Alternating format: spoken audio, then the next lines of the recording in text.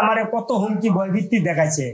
66 দিলখোসা মতিঝিল ওই অফিসে গেছি, আরো মনে করেন আমাকে অসংখ্য ওনার স্টাফ লইয়া ধমকি দামকি দিচ্ছে। 10 লাখ টাকা চাঁদা না দেয়ায় বৈষম্য বিরোধী ছাত্র আন্দোলনের হত্যা মামলার আসামি বানানোর গুরুতর অভিযোগ পাওয়া গেছে। ভুক্তভোগীরা হলেন মনির হোসেন ও বাচ্চু শেখ।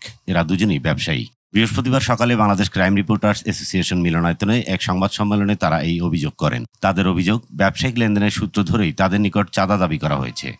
চাঁদা না দেয়ায় বৈষম্য বিরোধী আন্দোলনের হত্যা মামলার আসামি করা হয়েছে তাদের।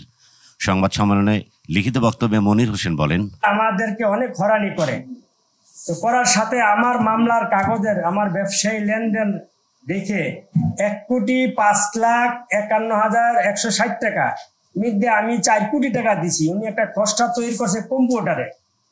আমার পক্ষের উকিল জজ সাহেবরে বুঝাইছে, বিজ্ঞ আদালত উনি 1,05,51,000 টাকা যে দিল বানাইছে কম্পিউটারে, এটা রিসিট দিতে কোন, তখন তারা রিসিট দিতে পারে নাই।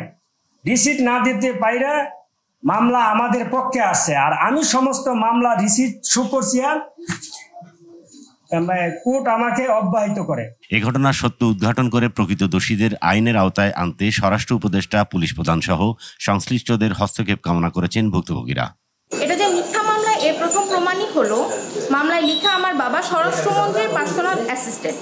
2025 সালে এসেও মিথ্যা পরিচয় কিভাবে মামলা রেজিস্টার হয় আপনারাই বলেন। যেখানে প্রযুক্তি এত শক্তিশালী, যিনি মামলা রেজিস্টার করেছেন তার পক্ষে কে স্বরাষ্ট্রমন্ত্রীর পিএ সেটা জানা কি খুব বড় কোনো কাজ?